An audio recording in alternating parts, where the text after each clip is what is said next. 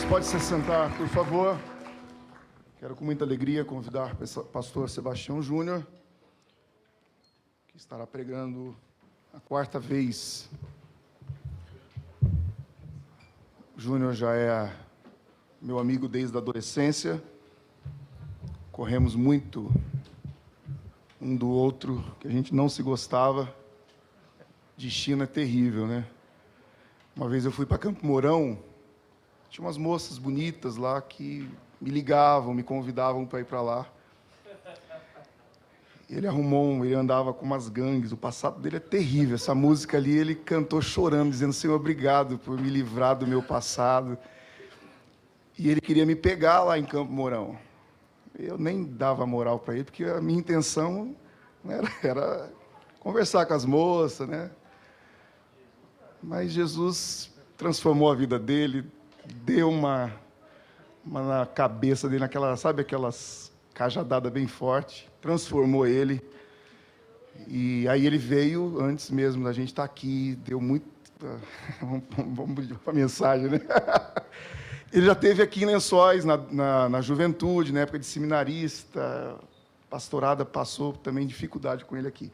Mas Deus é bom e ele está casado, tem uma família maravilhosa, e a gente quer louvar a Deus pela vida dessa família. Quantos não conhecem o pastor Sebastião Júnior? Levante a sua mão.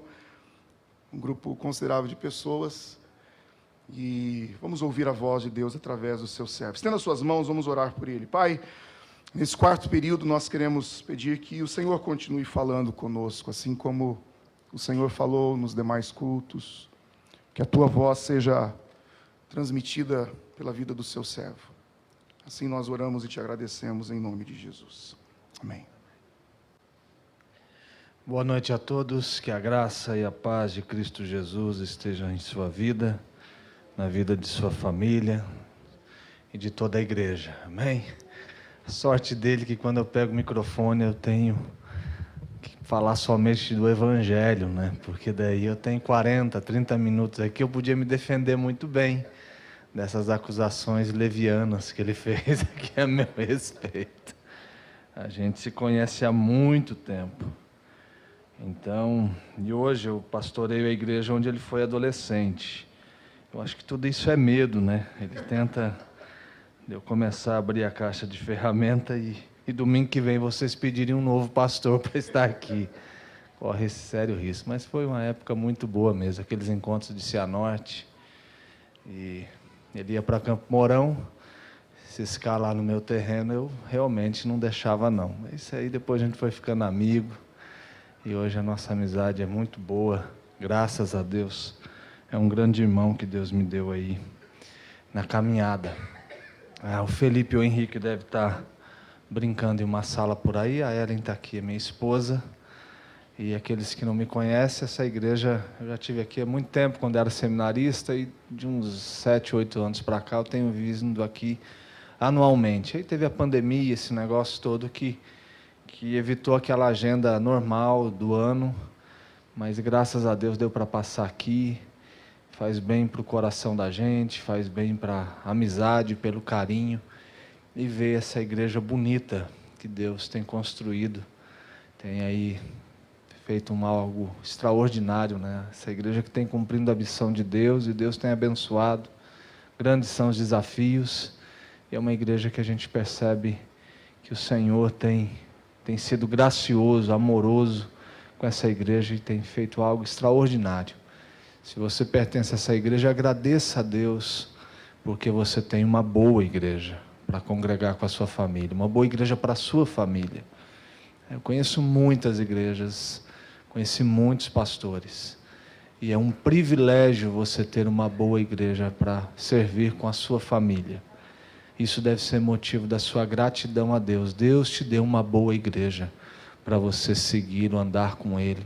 Isso é um grande privilégio. Tem tanta gente querendo uma boa igreja, procurando, um coração sincero. E você, dentro desse grande propósito de Deus na cidade, o Senhor te colocou nessa cidade, nessa igreja. Fale muito bem dessa igreja, ame essa igreja, porque a gente percebe nela a graça de Deus e a bênção de Deus repousando sobre esse lugar. Amém? Vamos lá, Lucas capítulo 24. Essa é a segunda parte de um sermão nesse texto. Pela manhã eu falei 2 vezes em João 11, e à noite 2 vezes nesse texto de Lucas, capítulo 24.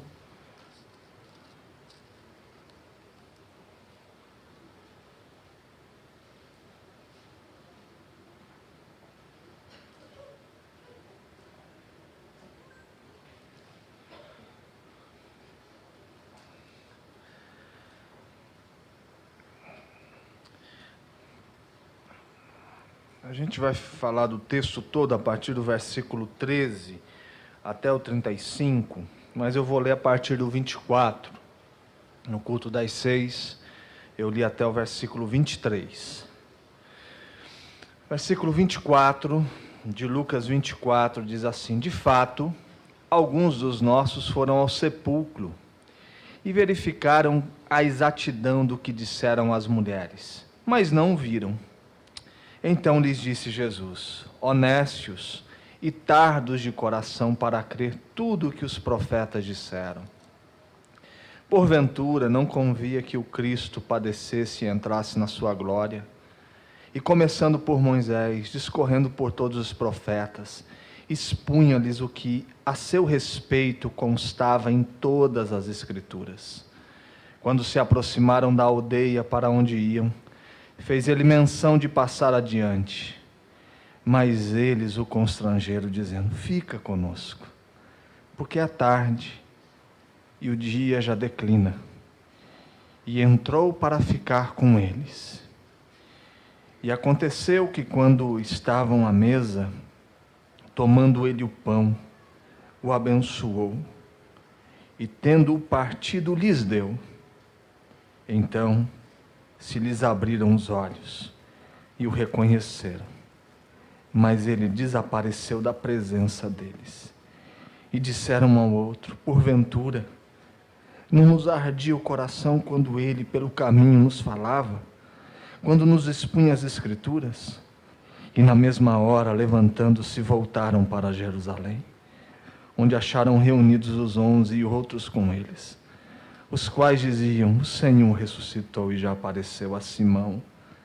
Então os dois contaram o que lhes acontecera no caminho e como fora por eles reconhecido no partir do pão. Que relato, Senhor, da Tua presença e dessa conversa com esses discípulos amados.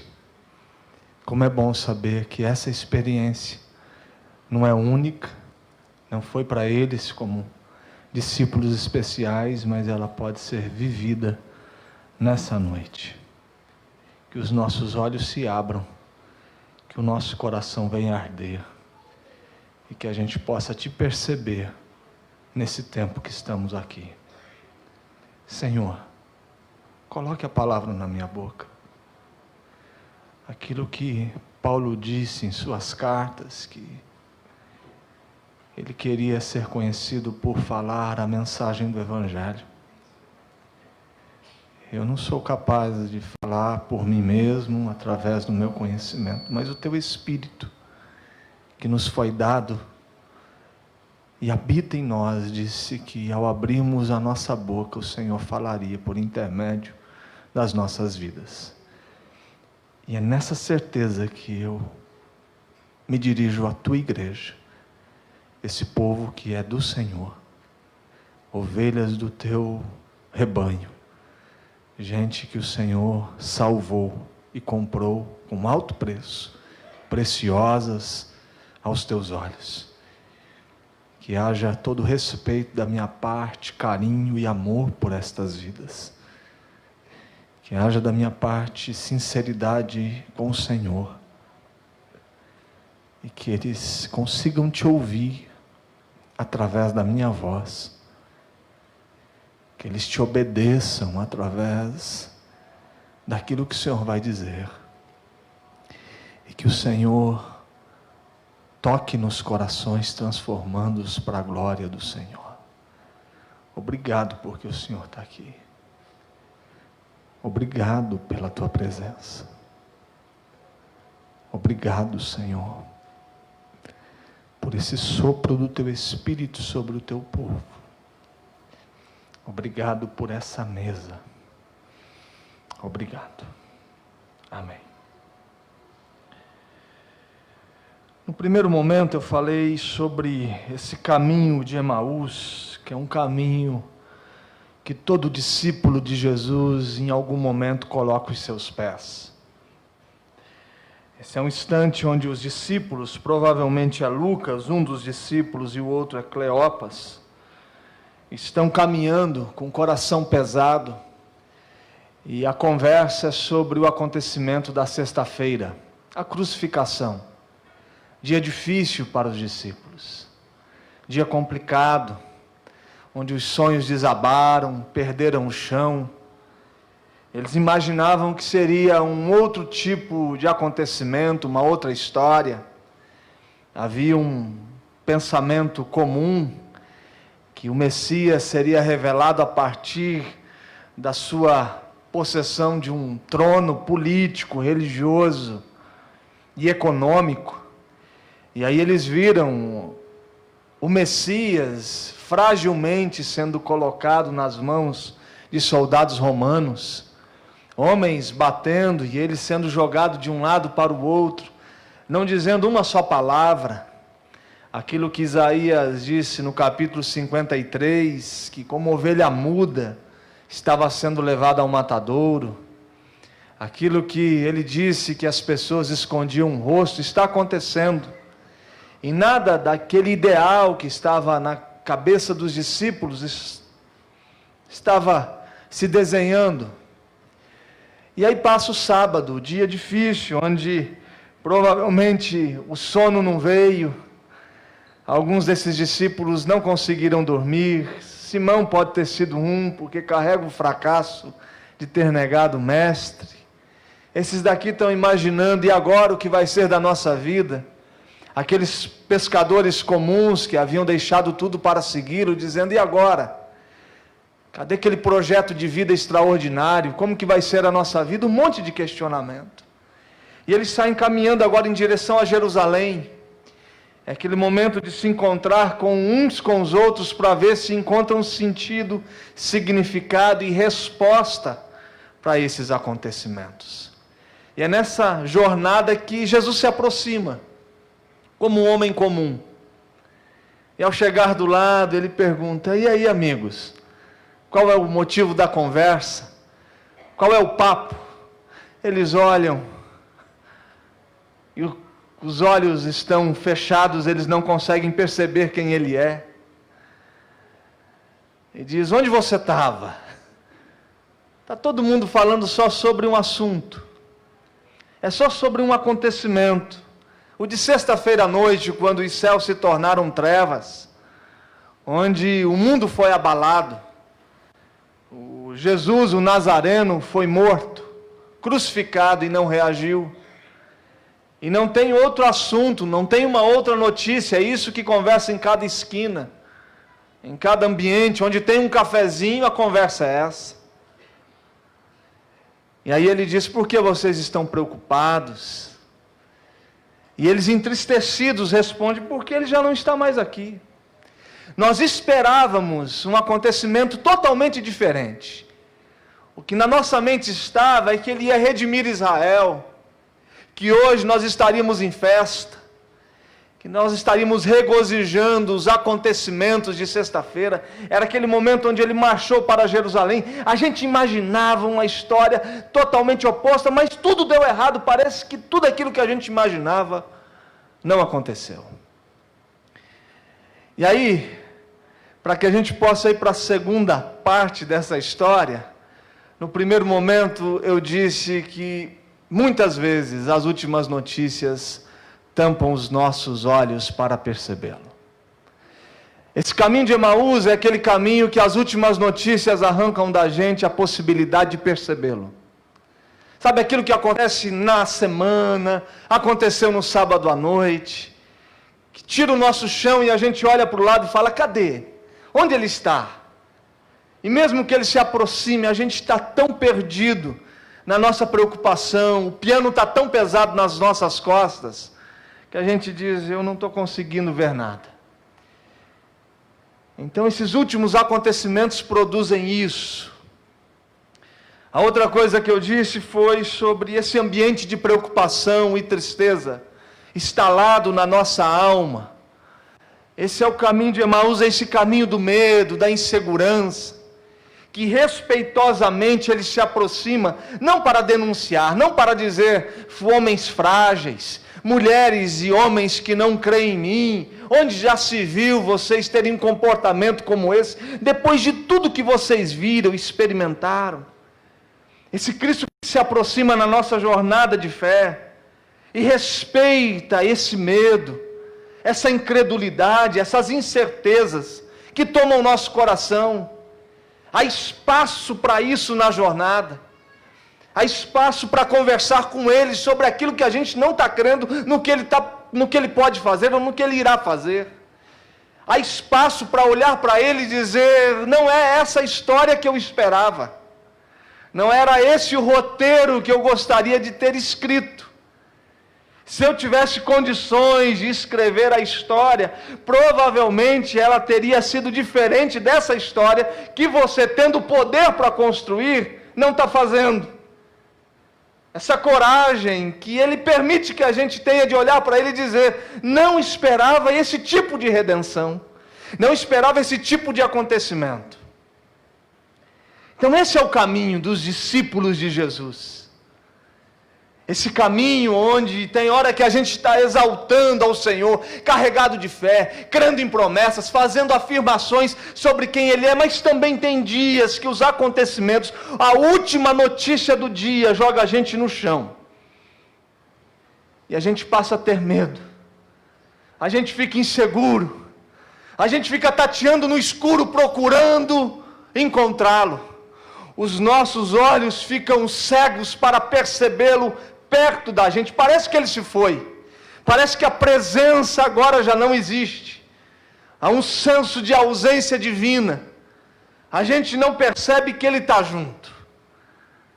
Então foi isso que eu falei no primeiro momento. Agora no segundo, ele começa no versículo 25 dizendo a esses homens que estão entre crer no que estão dizendo e não crer, quando ele fala, alguns foram ao sepulcro, verificaram, parece que realmente está vazio, mas ninguém viu. Aí ele olha e diz, homens tardos de coração, as nossas dúvidas, as nossas perguntas, a nossa fé tardia, a nossa incapacidade de vê-lo no exato momento que ele aparece não o ofende. Ele permite que a gente nessa jornada, em algum momento carregue a dúvida, será que vai ser assim mesmo? Será que ele continua tendo controle? Será que eu vou conseguir ver essa história sendo desenrolada pelas mãos do meu Senhor? Será? Esse processo de caminhar com Jesus, enquanto a gente caminha, a gente vai crendo, mas a gente não crê totalmente, a gente crê parcialmente. Essa jornada que ele fala que é um processo onde a gente vai crescendo de fé em fé, de glória em glória. É um caminho a ser percorrido, é um caminho a ser desvendado. Não é um processo de uma salvação que de fato aconteceu. Isso ninguém pode tirar da gente. Ninguém pode arrancar essa certeza de vida eterna nos dada em Cristo Jesus como um presente, e pela graça somos salvos por meio da fé. Não é isso. Eu estou dizendo das inseguranças, dos medos, daquilo que ainda não aconteceu, do chão que ainda a gente está pisando, mas a gente está dizendo, será que é esse lugar que Deus quer que eu esteja? Esse coração que muitas vezes responde tardiamente aquilo que a gente deve entender, compreender. Esses olhos que mesmo contemplando, muitas vezes têm um ponto de interrogação. A beleza de andar com Jesus é que a nossa dúvida não ofende. A gente é esse tipo de gente que em determinado momento, como foi cantado aqui, a gente está cheio de coragem. E aquele que parece um fantasma, mesmo nos chamando para andar com ele, a gente corajosamente se lança. Mas de repente a gente olha a onda, a gente percebe que o lugar que a gente pisa não é sólido, e a gente afunda. A mesma mulher, o mesmo homem que anda sobre as ondas num domingo à noite, através de uma canção, fazendo declarações de fé, numa segunda pela manhã, diante de algumas notícias complicadas, afunda. E do mesmo jeito que Ele nos segura pelo poder da Sua palavra, dizendo pode vir, e essa palavra constrói chão para a gente pisar diante do mar, é o mesmo Cristo que com a Sua mão nos ergue quando a gente afunda. Ele nos sustenta com a Sua mão e com a Sua palavra. Com a Sua palavra Ele nos sustenta quando a gente tem coragem de pisar em fé, e pela Sua mão Ele nos ergue quando essa fé falha. Essas duas realidades, Simão, que é o volúvel, e é o Pedro. E o tempo todo você percebe esses dois homens caminhando com Jesus. De vez em quando ele é um Pedro cheio de coragem, que saca a espada, que vai para frente, mas o tempo todo ele está dizendo, eu não conheço, nunca vi, não sei quem é. A primeira carta ele diz, eu Pedro. Na segunda ele diz, eu Simão Pedro. Eu oscilo. Essa humanidade. Tiago vai nos dizer que Elias, esse homem carregado de coragem, era um homem sujeito às mesmas paixões, às mesmas inclinações. Essa é a caminhada de Emaús. É a caminhada de gente que crê. Mas tem hora também que a gente fica com medo. Tem coragem, mas também tem um senso de pavor. E a gente vai caminhando e percebendo que essas dúvidas, esse coração tardio, não faz o Cristo ressurreto desistir da gente. Ele não dá as costas para esse coração que ainda demora para crer e para percebê-lo.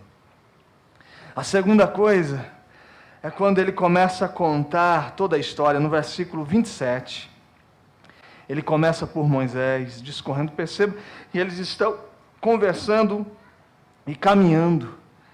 Eles estão a caminho, essa jornada onde a história de Deus passa a ser contada, e ele começa por Moisés. E vai dizendo todas as escrituras, discorrendo dos profetas, tudo aquilo que falava sobre ele. Tem uma grande história que Deus está contando. E ele pega a nossa pequena história e coloca nessa grande história e bela história da redenção. Ele diz, tem uma grande história. Essa história que começa lá em Gênesis 1.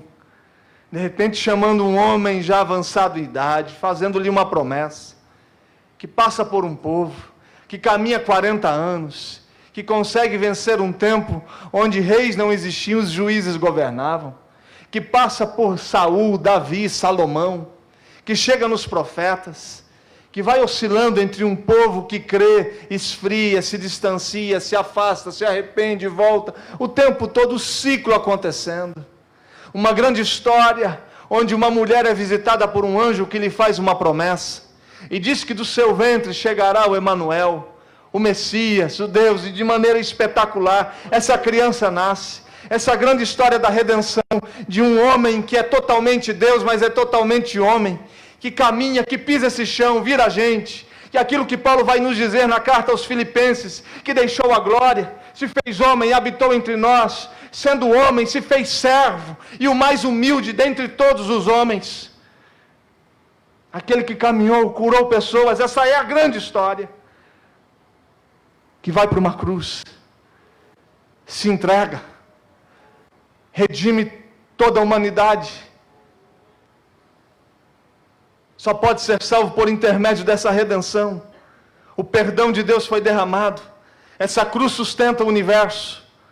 Ao terceiro dia, a morte não dá a última palavra, a vida surge, a ressurreição, o túmulo se abre, ele vem para a vida. Essa é a grande história. E uma grande promessa, dizendo, a grande história não terá como fim o movimento humano, a morte projetada pelos soldados romanos. A grande história é a certeza que um dia nós estaremos em um novo céu e uma nova terra. E é para lá que a gente vai. E ele está dizendo para esses homens o seguinte, essa é a grande história de Deus. E a história de vocês, discípulos no caminho de Emaús, carregados de medo, fazem parte de uma grande história de Deus. Você é um item na grande história da salvação que Deus está construindo no mundo. Você faz parte da maior e melhor, bela história do mundo, a história da redenção que passa por Ele. Ele conta a sua própria história. Ele conta que a gente é parte disso. Ele nos chamou para sermos participantes da sua grande missão no mundo em salvar e se revelar. A gente o conhece porque Ele se revelou. A gente se entrega a Ele porque Ele se entregou. A gente se derrama diante dEle porque Ele se derramou amorosamente sobre os nossos corações. Essa é a grande história. Vem cá, Lucas. Vem cá, Cleopas. Tem uma história. E vocês precisam entendê-la. E aí, depois de caminhar, o sol está se pondo, a noite está chegando. E ele diz: ok, nosso papo está encerrando. Já está escurecendo. Vocês vão entrar, chegar em casa, vão jantar. Um abraço, amigos. Foi bom falar com vocês. E aí, inexplicavelmente, quem sabe um olha para o outro e diz: ele não pode ir. E aí o versículo 29 diz: fica conosco, porque é tarde. Fica aqui. Sabe quando a noite chega e a gente quer a presença? Sabe aquele dia na sua história que a noite chegou e você falou: fica comigo. Eu não sei qual foi a noite que chegou na sua vida, quem sabe foi essa semana, que ficou tarde, que o sol saiu de cena e a escuridão chegou. E aí é nessa hora que a gente fala: fica aqui.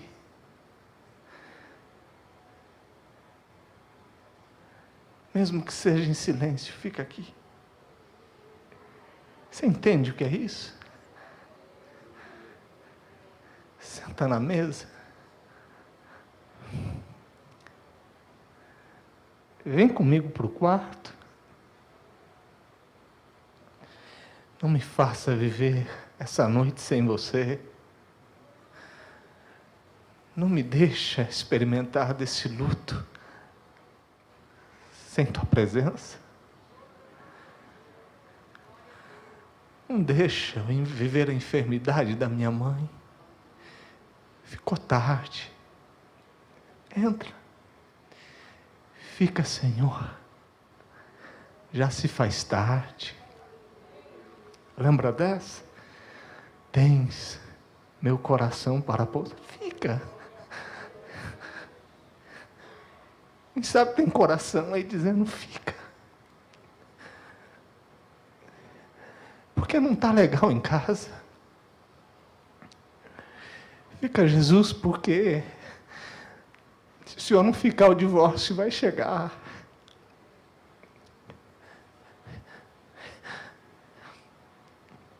Fica, Senhor, porque se o Senhor não ficar, o meu filho não vai mais me abraçar. Eu vou perder esse garoto.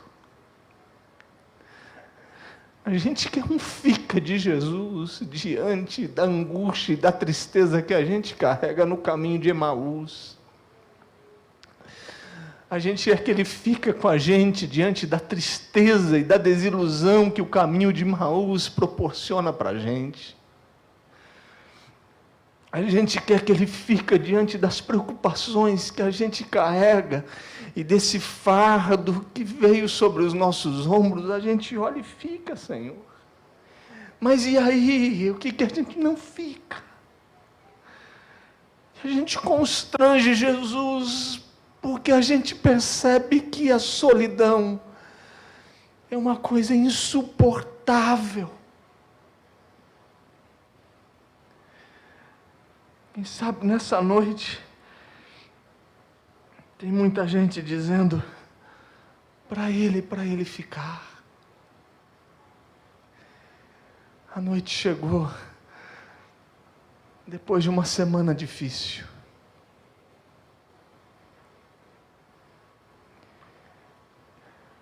De vez em quando acontece isso. Eu me lembro, nesses últimos meses, os familiares da Ellen, seus irmãos, pegaram Covid e a sua irmã no final da gravidez. E tudo aquilo gerou uma insegurança, um medo. O parto teve que ser adiantado. Um risco de perder o bebê. O coração do irmão, o pulmão melhor sendo tomado, e aquela incerteza, aquele medo. A minha sogra em lágrimas. E de vez em quando eu chegava em casa e encontrava a minha esposa chorando. Compulsivamente. É aquele dia que a gente diz: fica, Senhor. Fica comigo enquanto eu caminho as incertezas do caminho de Emaús, os medos do caminho de Emaús. E a beleza é que ele fica. Ele entra, ele abre a porta, ou melhor, nós abrimos e ele entra. Ele: tá bom, eu vou ficar. Ele senta na mesa. Ele nos mostra a beleza da comunhão. E aí o texto diz: e aconteceu que quando estavam à mesa tomando, ele o pão abençoou e tendo partido lhes deu. Então se abriram os olhos e o reconheceram. Esses olhos que estavam impedidos de percebê-lo no início da jornada, agora se abrem e tudo fica claro. A gente o percebe não no caminho, a gente o percebe na comunhão, na nossa intimidade, no interior da nossa casa. É ali que os olhos se abrem. A gente percebe que ele invadiu aquele ambiente mais íntimo. Os olhos se abrem quando a mesa da comunhão está posta, sentados à mesa em profunda comunhão, olhos são abertos e a gente percebe que ele está. Que esse caminho foi percorrido com ele, que ele não se ofendeu diante da nossa sensação de sua ausência, que ele não se ofendeu quando a nossa fé foi tardia, que ele não se ofendeu quando a gente não conseguia percebê-lo, crer nele. Ele não se ofendeu, não. Ele esperou o momento, e quando a gente chega naquele instante da intimidade, onde a porta se abre, a mesa da comunhão está aberta, diante dele os olhos se abrem, ele diz: eu tive com vocês desde o início. Mesmo sem você perceber, eu estive lá. E aí ele sai, mas ele não sai no sentido de ausência gerada, ele sai para nunca mais sair. Essa presença que sai dos olhos, o texto diz, ele desapareceu da presença deles, mas é esse desaparecer que nunca mais deixa de estar junto. Desaparece dos olhos, mas é uma presença que repousa para sempre no coração dos seus discípulos. Você está entendendo? A presença. Olhos abertos. Comendo do pão das suas mãos. E aí, o que ele faz? Ele arranca esses dois homens da sexta-feira, das notícias difíceis, desagradáveis e das dores de sexta. E fala: vocês precisam existir sob o signo de domingo. É no domingo que vocês vão existir, que a alma e o coração de vocês vão repousar. E aqui está a grande lição do texto. As mãos de Jesus nos arrancando das notícias da sexta-feira e nos jogando para amanhã de domingo. e dizendo: vocês vão passar a existir sobre a certeza da ressurreição e a vida.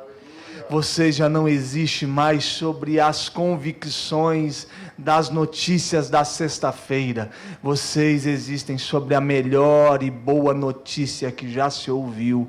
É a notícia do domingo pela manhã. O domingo dos domingos. Amém? Pode aplaudir ao Senhor. Diariamente nós somos convidados a existir, para existir na sexta-feira. Semanalmente as últimas notícias querem nos jogar o nosso coração, a nossa alma, a nossa família para existirmos na sexta-feira, no lugar da preocupação, da tristeza, da desilusão. Mas Ele vem e nos arranca da sexta-feira. E a nossa existência é lançada no domingo. É nesse ambiente que os discípulos de Jesus vão pisar, na convicção de uma vitória que nos foi dada. Que a última palavra quem deu sobre os acontecimentos não foi a morte. Onde está a morte, a tua vitória? Onde está a morte, o teu aguilhão?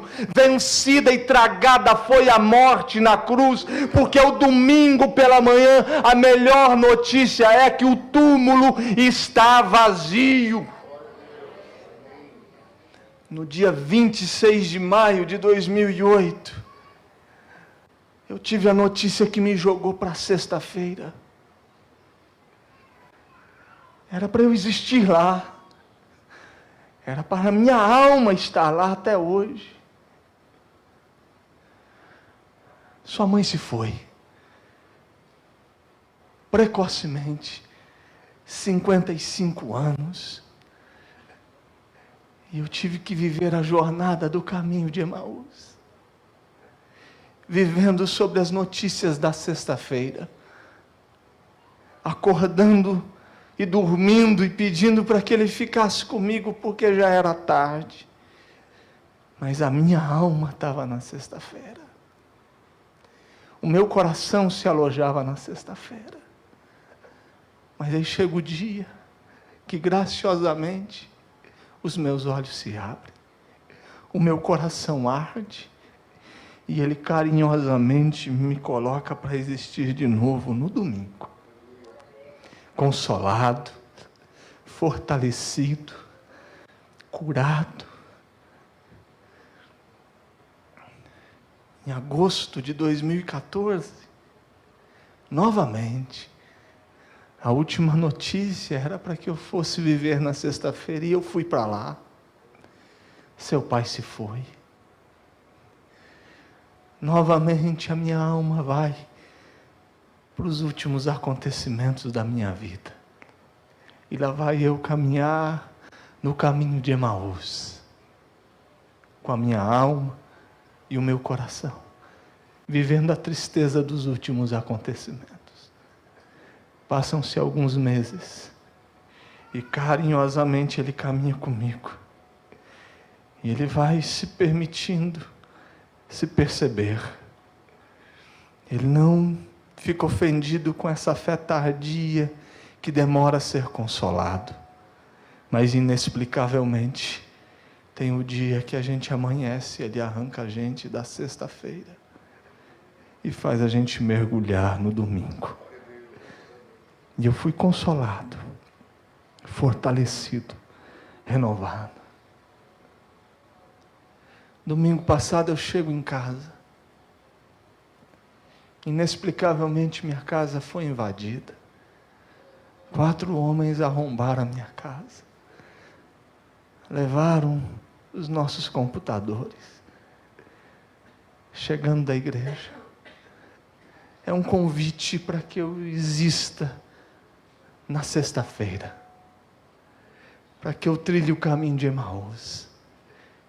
Misteriosamente, Ele faz a gente sair desse lugar, caminhar no caminho de Emaús, e de repente a gente percebe que é tudo sem sentido e tão sem significado. E o coração da gente repousa consolado, ardendo por ter percebido quem Ele é. Eu posso estar conversando com muita gente aqui nessa noite que está vivendo na sexta-feira. Ou melhor, sobre os acontecimentos da sexta-feira. Com dores, famílias que estão vivendo sobre as últimas notícias tristes de uma sexta-feira indesejável. Mas hoje, a mesa está aqui. As mãos furadas, feridas, estão aqui. O pão será partido. E ao comermos do pão e bebermos do cálice, a presença mística, bondosa e misteriosa de Jesus consolará os nossos corações. Quem sabe, tem gente se sentindo um fracassado como Simão. O texto nos fala que ele aparece a Simão. Gente que está vivendo uma história que não gostaria de estar nela, se sentindo culpado pelo que fez, e ele está tirando todas essas pessoas da sexta-feira, do sábado, e dizendo: vamos viver no domingo da ressurreição. É nesse lugar que os discípulos de Jesus caminham. De vez em quando, as últimas notícias do mundo tentam nos puxar para a sexta. Mas a presença dele, que invade as nossas vidas, nos joga. E ele não cansa de fazer esse movimento de pegar os seus discípulos e jogá-los para o domingo da ressurreição. Amém? Vamos orar?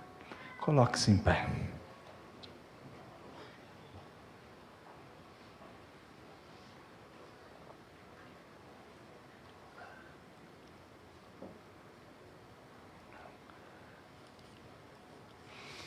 Feche os seus olhos. Fica conosco porque é tarde e o dia já declina e entrou para ficar com eles.